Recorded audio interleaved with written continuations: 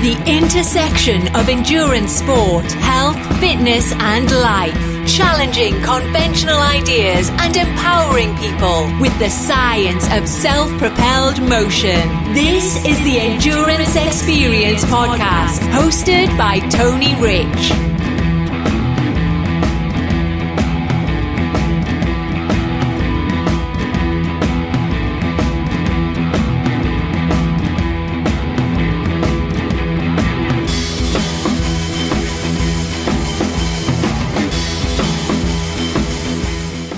Welcome to the first Endurance Experience Podcast. I'm your host, Tony Rich. All right, just to give a quick about me, just so that our listeners know a little bit about my background. I'm a certified endurance sports coach and also a certified sports nutritionist. And I spent the better part of 18 years as an endurance enthusiast and managed to finish over 100 long course events, triathlons, marathons, and such, and also approaching nearly 100 marathon finishes, and also managed to pick up a Guinness World Record along the way. As a career, my background is as an analyst and is also in data science. So marrying the two, I became interested in the science behind endurance sport, or what we call the science of self-propelled motion. In 2011, I became founder and managing director of Event Horizon Endurance Sport, and this came about as I started to see a rising interest in endurance sport and people rapidly using endurance sport as their primary means of getting and staying fit. And so I hope to, at some point in time on the podcast, bring on some of the coaches that I work with at Event Horizon, and also some of the people that are a part of our extended performance team. And so that's the quick background about me. So what can you expect out of the Endurance Enthusiast, the Endurance Experience Podcast? I think I thought a lot about this, and I don't want to do the standard type of podcast that coaches are doing in this space. So I don't want to just pick a topic and then sort of drone on and on about that topic and how to train and things like that. There'll be some of that for sure, but I want to get a different type of listener base. I want to focus on endurance sport topics, but I also want to do topics that are tangentially related to life, culture, and even politics. You may log on at some point and hear us do a podcast on something that's hot in the political realm, but always bringing it back to what does the science say, and trying to skirt around opinions as well as the myriad of information in the public sphere, oftentimes bad information in the public sphere, and always bringing it back to trying to draw conclusions where the science is giving us answers. So that's that. And so without further delay, I will introduce my first guest. My first guest is Mac Brown. He has a doctorate in clinical psychology as well as a master's degree in sports and exercise psychology. and has background as a Division I rower and a coach of rowers. And he's intricately and uniquely qualified because he's actually also a practicing endurance enthusiast. And so we talk about many things. We talk about extracting performance from the mind of the athlete. We talk about dealing with failure. We talk about increasing confidence. We talk about the growing issue of social media and social influence on athletes. It's a very interesting conversation, and certainly I hope to have Mac Brown back on the podcast. But without further delay, I give you Mac Brown.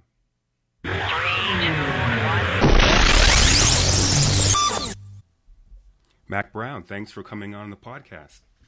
Absolutely. Thank you for having me. And this is our inaugural podcast. And when I was thinking about bringing someone on for an initial podcast, I immediately thought about you because obviously we've been working together quite closely as it relates to athletes and athlete psychology services, and figuring out how to extract performance from athletes. And we're always looking to build out our extended performance team with people that have specialized knowledge in such subject matters. So I want to just start and talk about your education background, and then we'll go into some of your athletic background as well. But from an education perspective, let's talk about that, because I think this gets into how you're uniquely qualified in this area. Sure. So I did my undergrad at the University of Buffalo and studied psychology. I actually had shifted my major. Initially, I was pre-vet and got all my science courses in and realized, wow, physics and organic chem are horrible.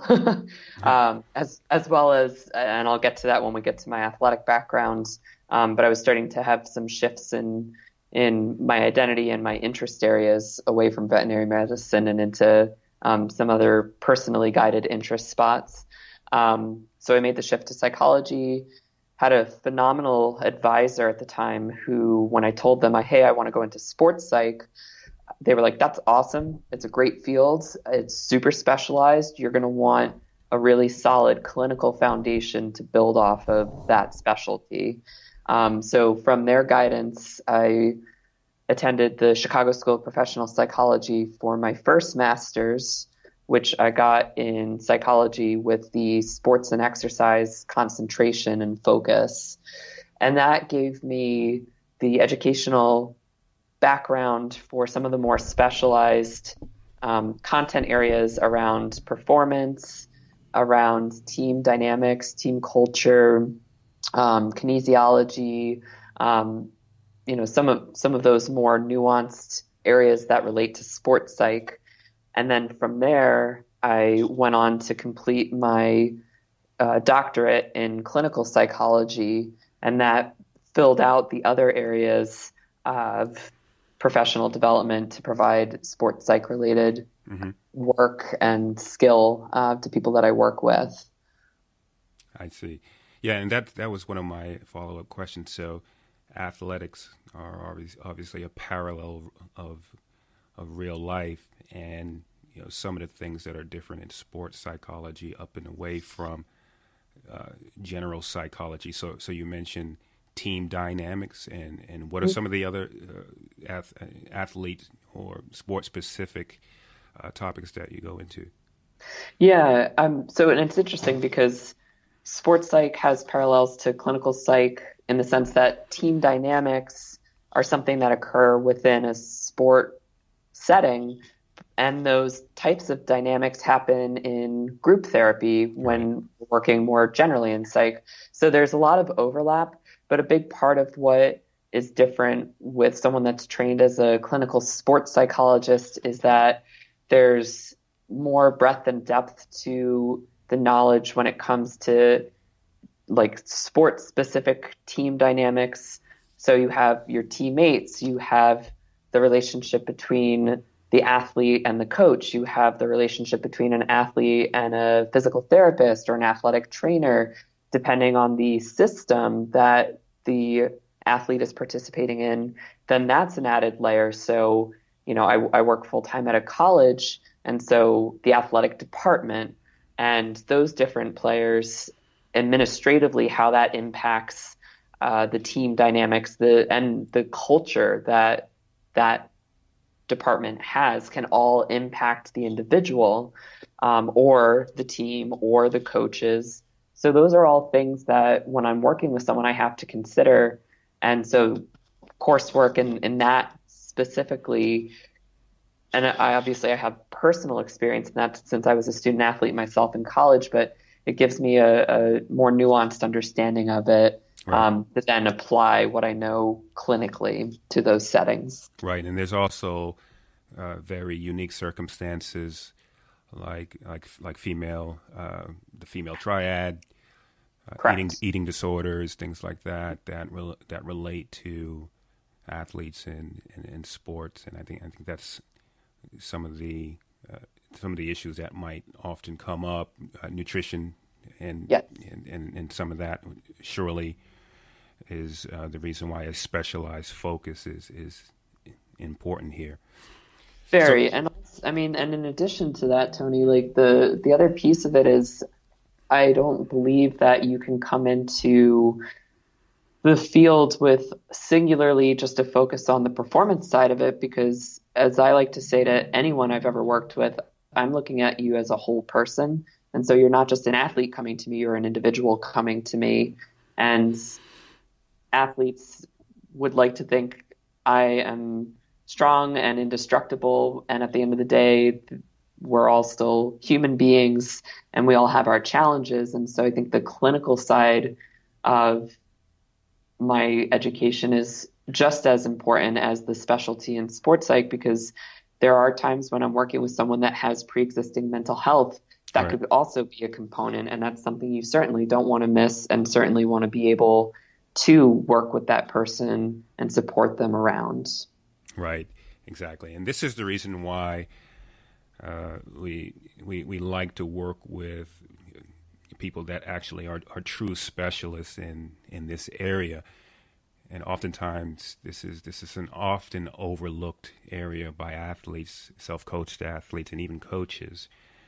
Or coaches will sort of say that they'll work on quote unquote mental skills, but in building out a training and coaching platform and working with as many athletes as we do, I really realize that we really need to seek the services of true professionals, because this runs so deep in so many ways, up and above just trying to get inside of the mind of the athlete to extract performance. There's so many other underlying reasons why you want to have specialized services in this area. Would you agree? Absolutely. I mean, the way I think about it is, so I was a rower in college and we had our rowing coaches and they were super specialized and knowledgeable and skilled when it came to teaching us the technique and art of rowing. And they had some foundational understanding of strength and conditioning and what would be helpful for us. But that's why we had strength and conditioning coaches who that was their prime focus area, so that the two could work as a unit, Right. and each could provide their specialty to that individual to extract the best performance and the best results possible, versus one person trying to do all of it but only having specialty or focus in just one area and a little dabble in the other. Right. Now, you talked about your athletic background a little bit. Talk about that. So one of the things that's interesting for our listeners is that this, endurance sports and training, it's not something that you just read from a book and apply it. This is something that is interwoven into your DNA. So talk about your background as Yeah. a rower and how you actually got into other endurance sports. Sure. Yeah, I always kind of playfully say I can see things from a lot of perspectives because I've been in a lot of those spots. Like I've been the athlete, I've been a coach, and now I'm, a clinical sports psychologist. So it's interesting to have some vantage points from all of those areas. But I've always been a pretty active and engaged individual. Like when I was growing up, I really enjoyed basketball and would play in middle school a little bit. High school, I dabbled in more of the extreme sport of snowboard and just wanted to always be outside and always moving. I found a lot of joy in that. So when I went to college, I really wanted to be able to have an experience of being part of a team, right, and being healthy by being active. And, the University of Buffalo it's big. When I was there were, I think, over 20,000 students, and I was coming from a high school where my graduating class was 67. So I was really looking to find a way to make connections with peers that would give me that sense of community and safety right away when stepping onto a massive campus. And I've always loved being on the water and in boats in general. So rowing was a natural fit for me for that reason, as well as they were a D1 athletic program that was like, we will take anyone, even if you don't have experience. And I was like, perfect, I have none, but I want to be a D1 student athlete. So right. Great.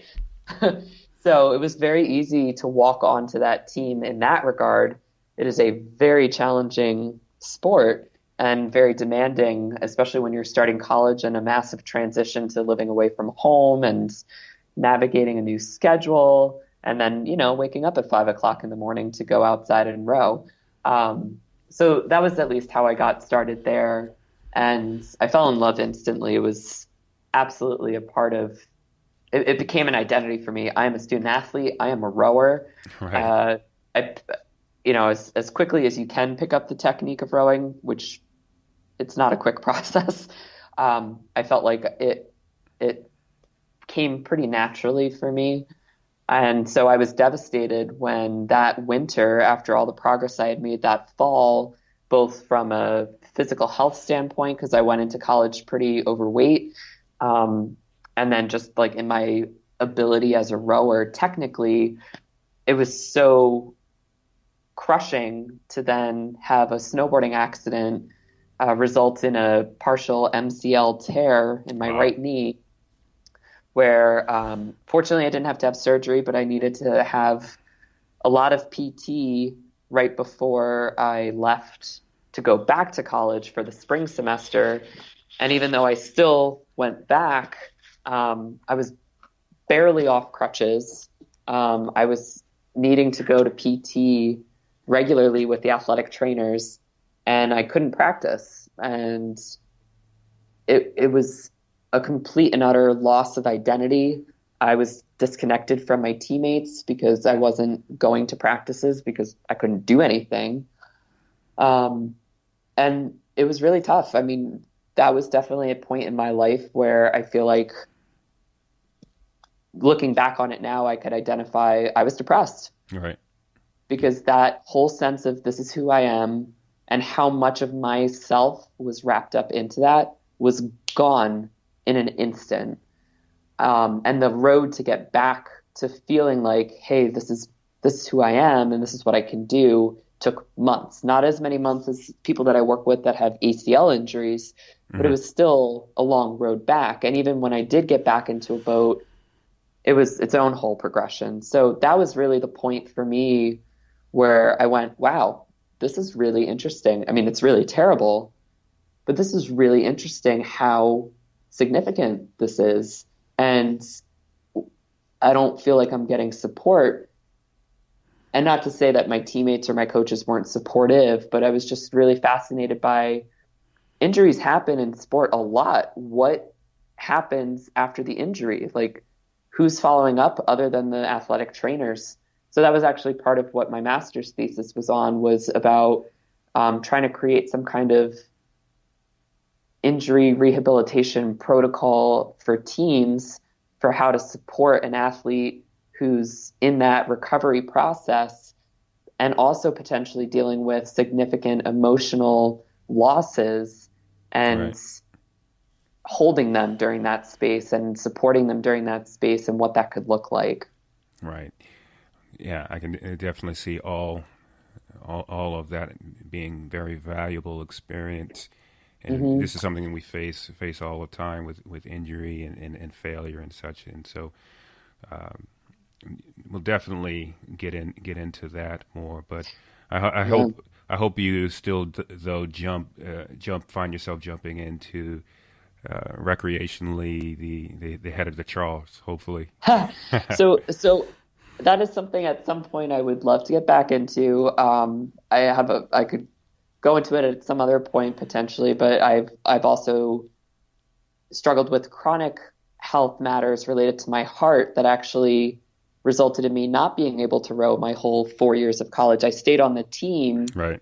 um, as like a team manager because it was such a part of my identity, but I wasn't able to physically row Hmm. because the heart condition I had was so um, unpredictable, and I didn't feel like I could put my boatmates at jeopardy during a race. Hmm. And that's actually a part of why, to circle back to your question, why I got into endurance races like triathlon, marathon, and half marathon runnings, because for me, those were things that I could do that if something happened related to my heart condition, it was only going to impact me. It wasn't going to have an impact on a teammate.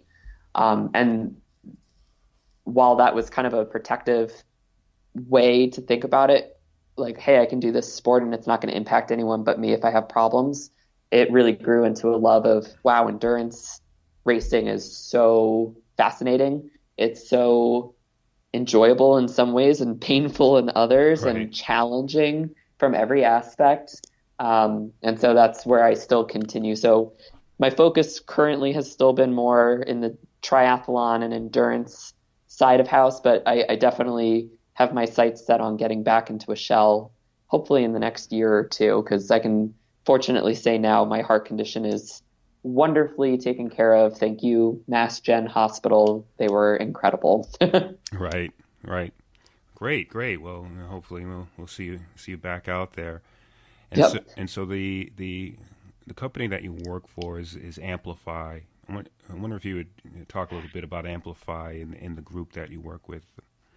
Sure.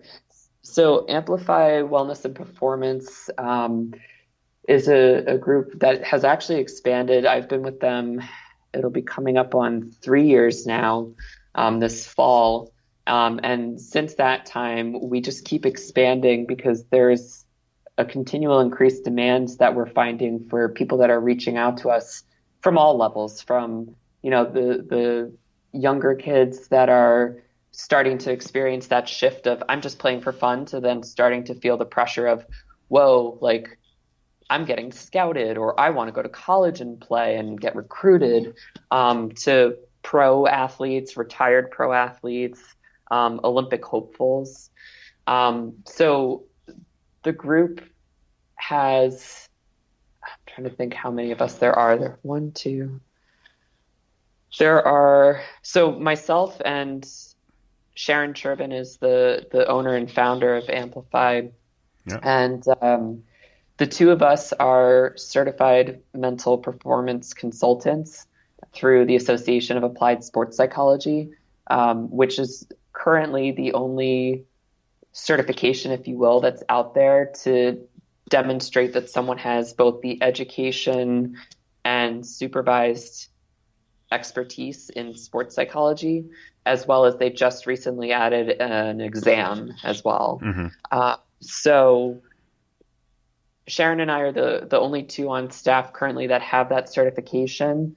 We do have a number of additional colleagues that are working towards that have experience and clinical knowledge of sports psychology that have been professional athletes and performers themselves, that have clinical psychology training and licenses and are moving towards getting that kind of specialization as well.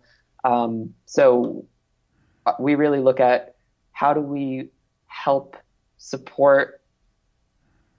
someone grow, navigate life challenges for those that are high performing individuals in their life. And that can be athletes specifically, that can be people that are like business executives, CEOs, or just anyone that, is working, a Monday to Friday 9 to 5 job, but is like a really high achieving individual. Like those are the types of people that we work with. Right. Awesome.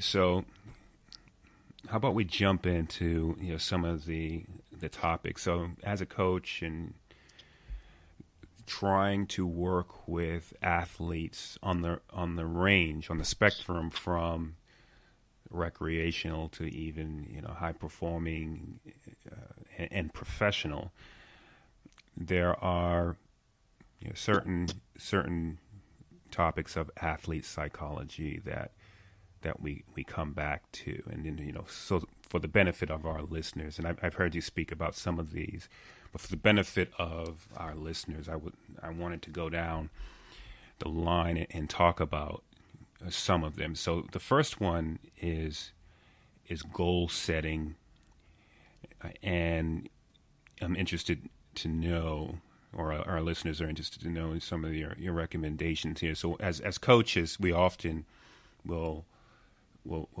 work with athletes, and sometimes self-coach athletes will have the same issue where we may find that their aspirations may not completely sync with their reality or desire. So, for instance, someone might sit down with a coach and say, I want to qualify for the Ironman World Championship or the Boston Marathon, or I want a PR, or I want to, knock the cover off the ball in my A race. But then you probe a little bit more into the conversation, and they say, well, I can only work or train 5 hours a week, right? So it's an extreme example, but we see this all the time where the aspirations don't always sync with desire. So from an athlete psychology perspective, how do you recommend navigating the goal setting problem? Mm-hmm. So a lot of athletes might be familiar with this term of SMART goal setting. And SMART is an acronym for specific, measurable, achievable, relevant, and time bound, Right. as ways to manage those expectations. So oftentimes when I work with someone, if they say, this is my goal, and it's super specific, I will ask them, so if we were to create a range of what would be, minimum, medium, ideal, like what would that range look like? That's a much larger target versus this one very, very narrow window that you might have. And sometimes having that very narrow, very, very like narrowly specific goal might not give enough space or opportunity or experience to really determine whether or not it is achievable. So, for instance, your example was someone wanting to qualify for Ironman like Worlds. And so my question to them would be, okay, so what, like, work backwards from that. What are some things that you think you would be wanting to do to help you get close to that? Okay, you've named a few. So what within those things would you need to do? Right. Okay. And what, in order to get that, would you need to do in relation to your training or to your nutrition or whatever? Okay, so those are all the specifics of what you would need. Now, let's look at your life. Right, exactly. Yeah. How does that add up? Does it add up, or are you finding, wow, in order to do all the things, either there's not enough time in the day or week or months, um, or in order to create that time, some things might need to be given up. And are those things that you can give up or you can't? So I'm always walking someone through, let's look at the specific goal, let's look at the realities of that and the needs for that, and then let's keep expanding out and look at the totality of your life and say, is this a balanced equation? And if it's Right. not, then looking at, can it be balanced? And what would it take to balance it? If it comes at a cost of something that you value, like, oh, in order to do this or to meet that, I'm going to have to never spend any time with my family, my kids, my partner. Right, exactly. But that's a high personal value for you in your life. That's not going to work. Yeah, and you got it right. And so, you know, what I've found and what the coaches that we work with have found is that lofty goals roll off the tip of the tongue really easy. They roll off the tongue really easy. But when it comes time to assess family, work, desire, ability, health, all of these things play into whether or not the athlete is truly willing to sacrifice some of that and building out a team that their personal team that's going to allow them to achieve those goals. So I think you're right on there. That's it's a challenge as we work with coaches, and there is this sort of increasing competitive environment where the athletes are looking at their peers on social media and on Strava, and so we're constantly trying to balance off desire versus aspiration. Mm-hmm. Well, and it's something that what you said about that like lofty goal, one of the visuals that I often throw out there to people I'm working with is, okay, so what you're describing, like your ultimate goal is like on the fifth floor of this building. You are not going to jump from ground level to the fifth floor. Right. Like you're probably going to need to walk up some stairs. What is each step of that going to look like to get you to the fifth floor rather than trying to jump that distance? And I set someone up to think that process through and to have that help in their goal setting, because each step is a data point that they can use to say, okay, well, I just trained for a sprint. Mm-hmm. And how did that fit into my day-to-day routine in my life? And how able was I to commit to the training? And how much demand or stress did that add in my life in general? Okay, like that's a data point. Now I've bumped up to an Olympic. Mm-hmm. Another data point. Now I've bumped up to a half iron. Another data point. And it keeps providing more feedback to the system to let you know, is the system balanced or not? Right. Yeah, absolutely. Absolutely great advice on that one. So the other thing that I've recently have had some challenge with is with athletes and social media, right? So now we're in an environment where you have Facebook, Twitter, Instagram, right? And so Strava, right? And what we're seeing is athletes are increasingly almost feeling anxiety, performance anxiety, when they go out and race, because they feel that they have to justify or validate their performance to the sort of social media peanut gallery, right? So they've done their event, and it's immediately they can't wait to rush to their phone or rush to their Facebook so that they can, post what they did and their status update about their PR and the 20 hashtags, right? So, and I'm constantly trying. I don't know what more to do here. I'm constantly trying to hedge this. Right. On the one hand, you want people to be able to motivate other people, and sometimes that competitive nature really motivates people. But what I'm finding that there's sort of a tipping point where athletes feel that anxiety to perform, and that causes performance shortfall. And so I don't know exactly what to do. Maybe you have, some ideas here on how to help athletes maintain composure so that they can continue to perform without getting into the chest beating aspects of the competitive environment. What are your thoughts on this one?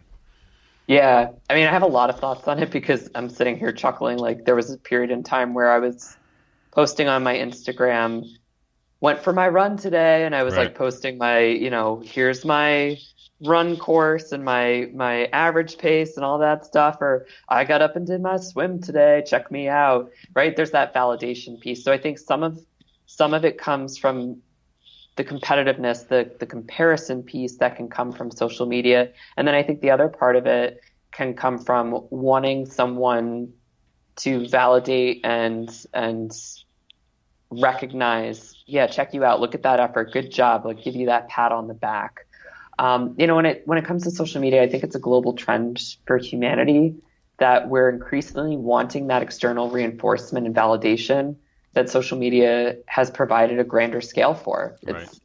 accessible. Yeah. And I think for the individual, it takes a lot of insight personally, a lot of personal trust and internal stability to not rely on those reinforcers outside of themselves. And I think that gets even more convoluted depending on how early on in their development they start receiving those messages,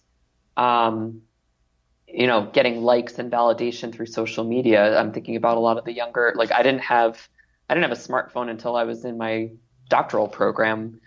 So that was like 2011, 2012. So I wasn't growing up with the constant bombardment on my hip or in my back pocket. But I did have Facebook during college, and so that was like the beginning of it. But I think the longer it's been there, the harder it can feel to break from it. And I think the validation of those social media aspects, or even the competitiveness of like, hi, I beat you, or hey, because of your score or goal or time, it prompted me to push myself. Right. I think there's that feeling of either I fit in or I succeeded. And that can produce a similar neurological impact that things like substances can induce in our brains. It feels good. Dopamine and such every time you see a like or a heart or something like that. Yeah. Absolutely. Yeah. And as humans, like we're hardwired not only for like that pleasure experience, but we're also hardwired for connection. And so, of course, if there's something that we're doing that makes us feel, less connected or less worthy or not good enough, we're not going to like it. But if suddenly we're doing these things and getting likes and loves or retweets, it's reinforcing this sense of I fit in. Yeah. When truly what we would be doing better to strive for is actually just experiencing a sense of belonging. And belonging doesn't require you to change who you are to fit in, but just accepting yourself and finding where that naturally fits in. So I think people that can tap into that are better able to mitigate the seductive draw of social media for positive reinforcement and validation in all areas in their life. Yeah. So, and like you said, there are positive aspects to it in that you see someone out there racing, you want to do the same thing, or you think that you can perform better. That's fine. You motivate other people. Other people look at what you're doing and they say, "Wow, so and so is out there doing that. I'm going to try it next." So there's definitely positive aspects. I think there's some tipping point where there are two things that I have a challenge with. Number one is with particularly the really competitive athletes. This idea that if it's not on Strava, it didn't happen type of mindset. It doesn't count if they don't. It doesn't count, right? And I tell people, well, number one, if you're a competitor, you don't really want to show your hands to your competitors. All those people out there on Instagram, Twitter, and everything, they're your competitors. And if you put your workouts, what you're doing on social media, you're just revealing your hand, right? And so that's what number one. You never want to reveal your hand to a competitor, right? It's like a football coach showing the defensive line of the opposing team. Here's my offensive play. right. I would never do that. And then, and specifically with really competitive athletes, I don't want them to show what we do to the public because you're paying for this. You're paying for a coach to help you do this. They're not. So don't reveal your hand to them and giving them something that you're paying for and they're not. But also at the same time, it's that oh my goodness, I have to perform. Everybody's watching me, and so on and so forth. And that anxiety, that performance anxiety when they're in races, often just I've seen people do some unbelievable things when that's there. And so it's a growing challenge in this new age of wearable technology and social media. I think we'll see more of that. But I'm definitely going to tap you to get some more of your ideas and recommendations here. Let's talk about confidence. Confidence is another one of those cognitive challenges that we have with trying to get people out of the performance hump or just fear of things like open water swimming or things like that, or one of the challenges that we have that's related to that is people that are throwing money at the problems, and triathletes are notoriously susceptible to this, where they have a lack of confidence that they may not even completely be aware of, and that lack of confidence drives them to just start throwing money at their problems, right? So if you're in an age group athlete, basically recreational or low level competitive athlete, and you don't really train a lot, but you got a $5,000-$10,000 bike, right? And so that's an indication of something going on inside of the athlete's mind, that they feel like they either consciously or subconsciously have a lack of confidence, where they feel like they want to throw money at their problems, and everything from bikes to wheels and lighter bikes, right?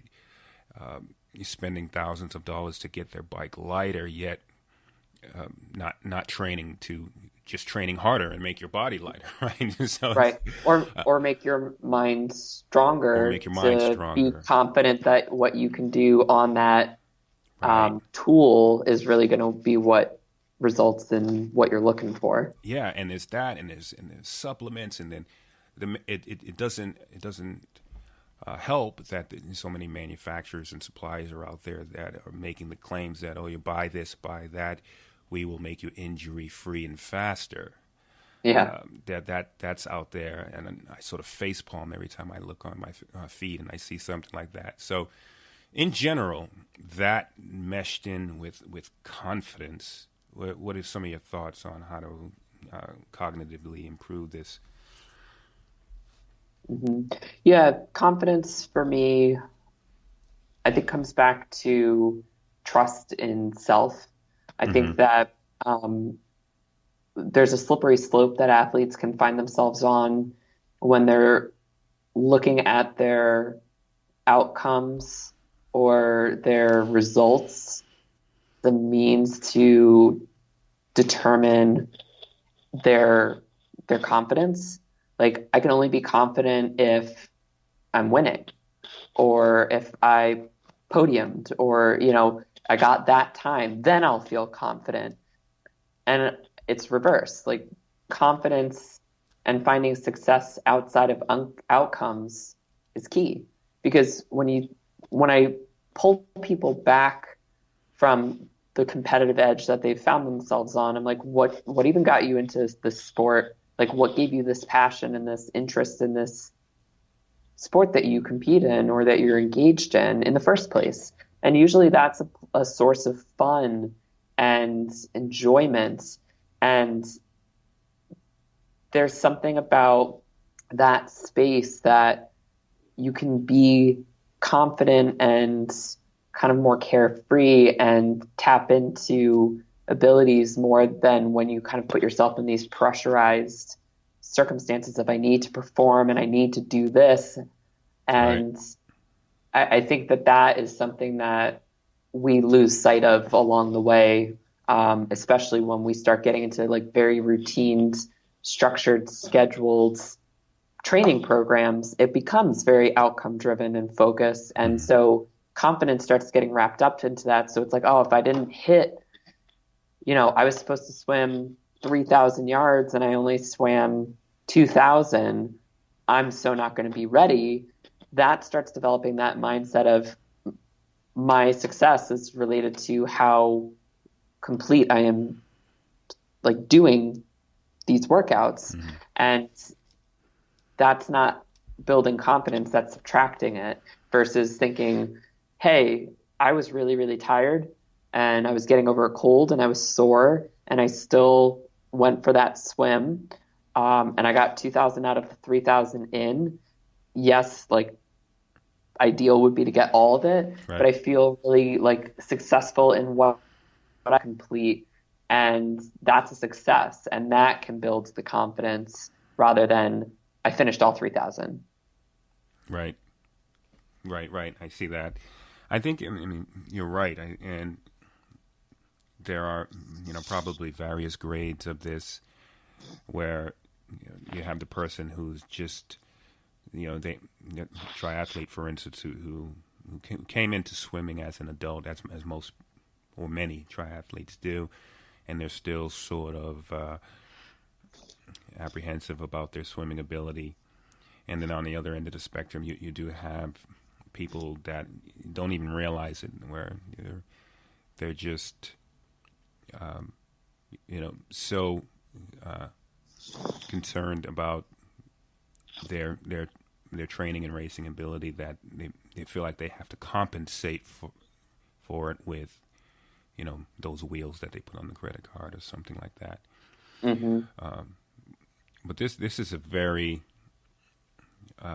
important part of the athlete psychology type of work that we need to do, and the reason why we make it, one of our core pillars of performance. And I think, the recommendations here really drive the heart of whether or not the athlete can, effectively succeed at some of the goal setting that you talked about.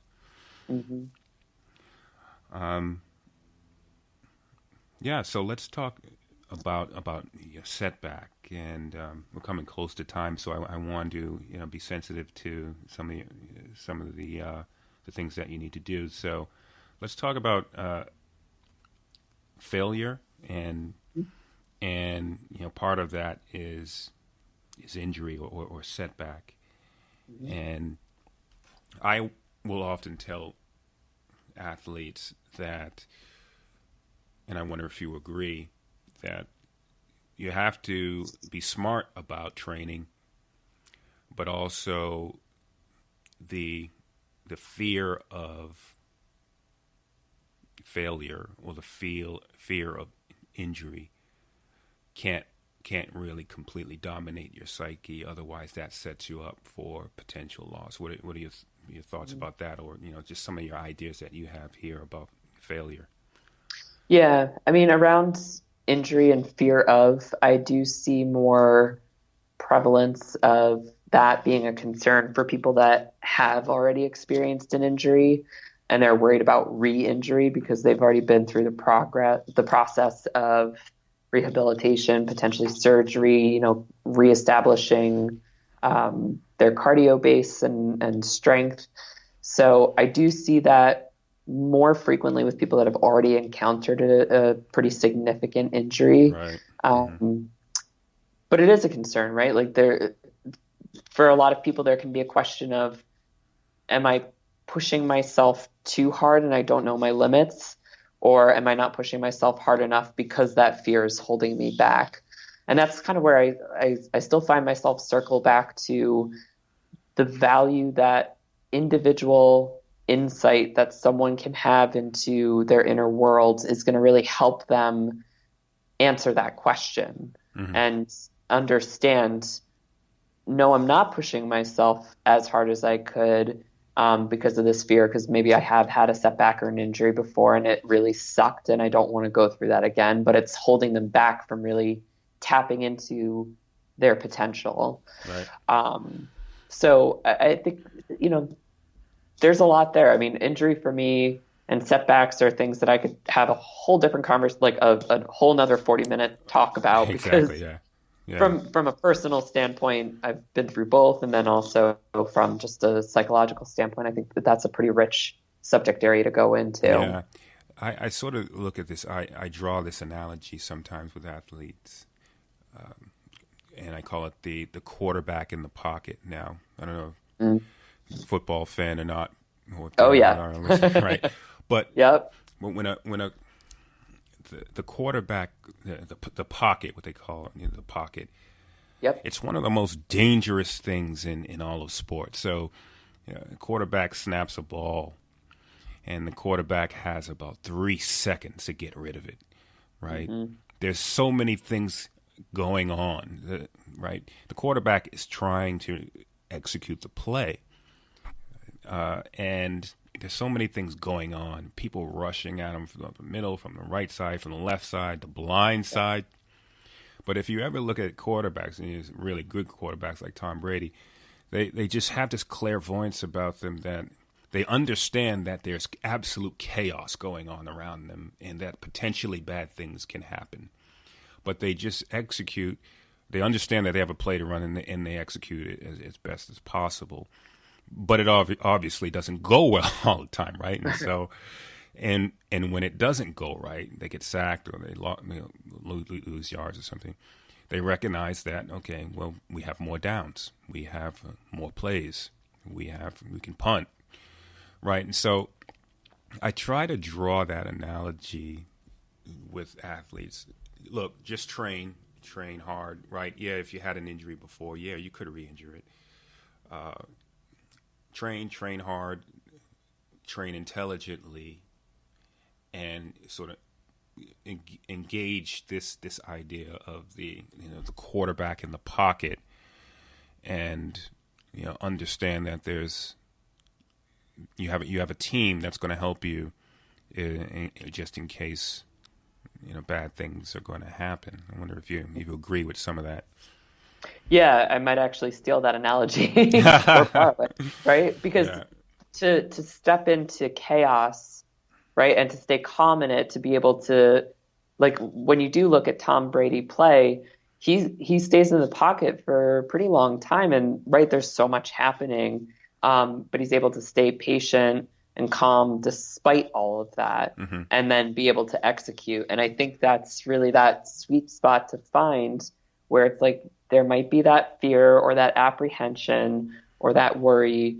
And if you're able to hold that, acknowledge that it's there, sit with it, and still move forward with what your intention is, that's the real trick. It's Right. not necessarily about getting rid of it completely. It's, I think, a lot of times about saying, yeah, that's there for me. And what am I going to do with it? Am I going to react or respond or be guided by that?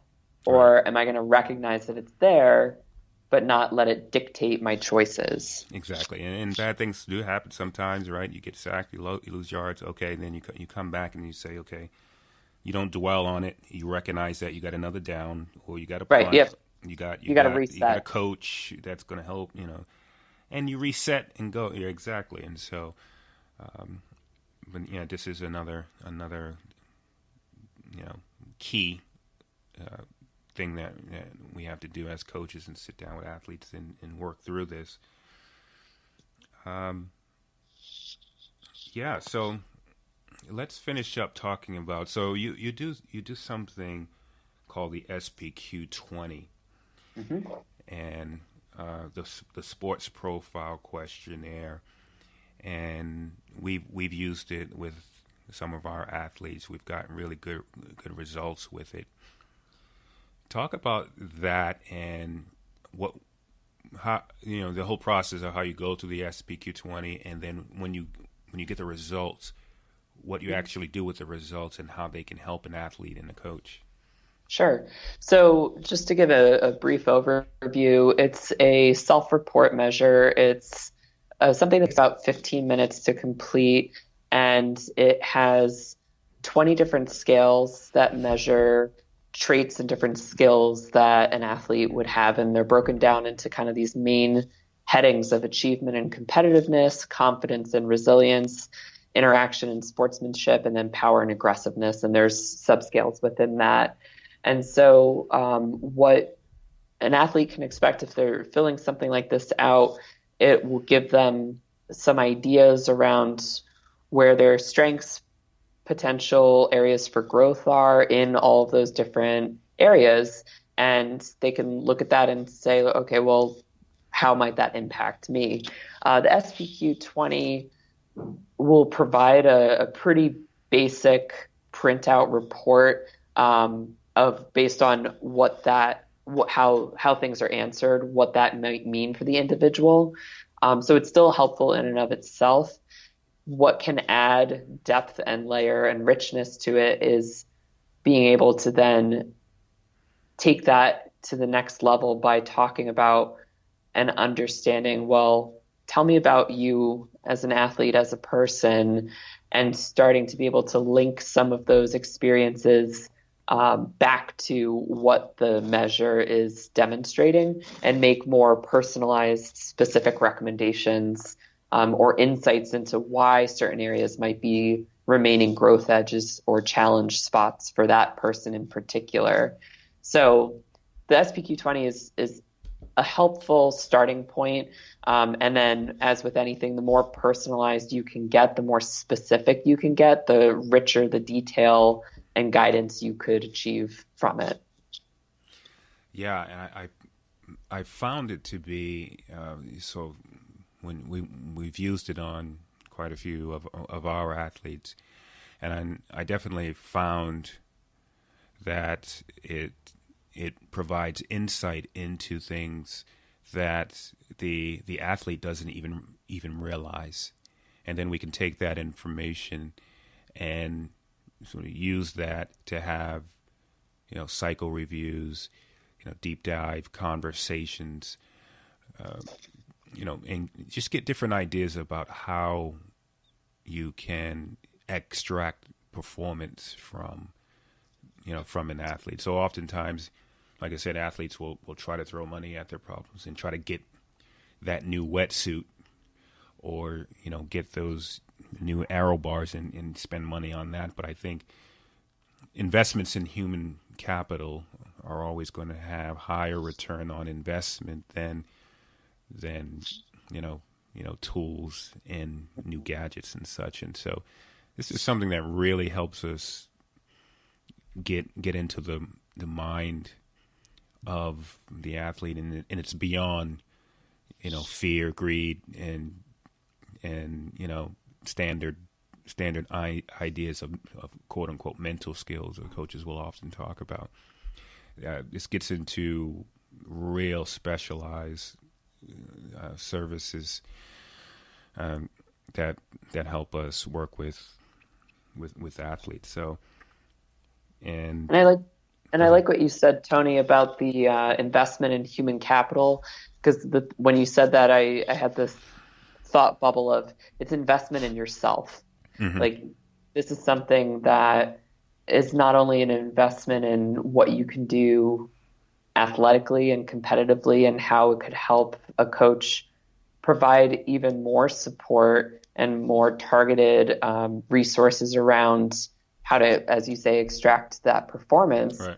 But also it's personal investment into yourself. Like, understanding yourself, I think, is invaluable. And if there's a question that's lingering for an athlete or something that they just want to get more at, I think that's so valuable, not just in like that athletic realm, but things that translate into their day-to-day life in their as real well. Life, right? And so, yep. Yeah, if I were to sum it up, we want to help athletes meet or exceed the demands of races, but there may be also things like, athletics is a parallel to real life.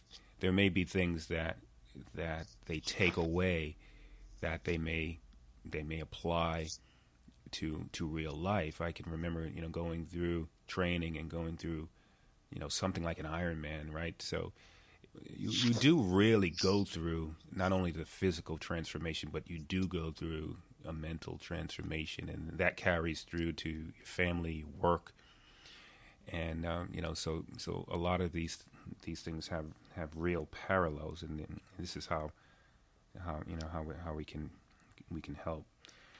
But so it's been really great having you on the podcast. I can think of so many topics that we're going to get into, where we'll certainly have to have you back on the podcast sometime.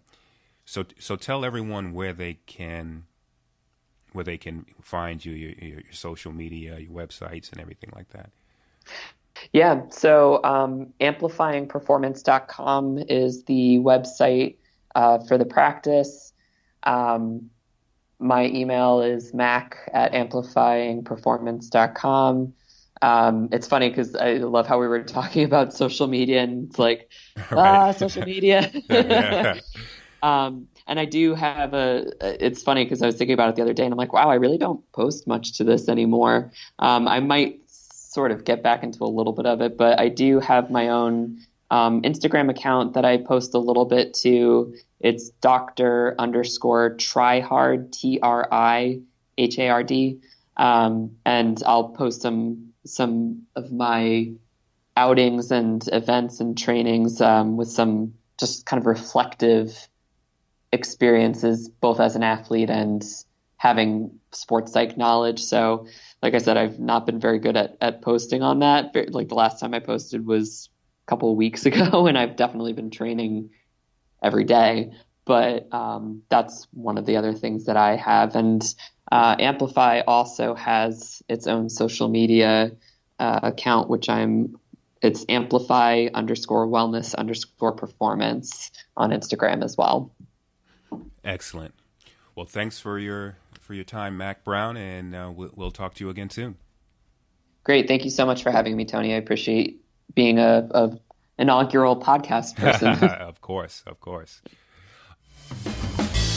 Follow Event Horizon Endurance Sport on Facebook, Instagram and Twitter for training programs and services. To become a member of our Endurance Institute or for a complete archive of podcasts, log on to our website, eventhorizon.tv.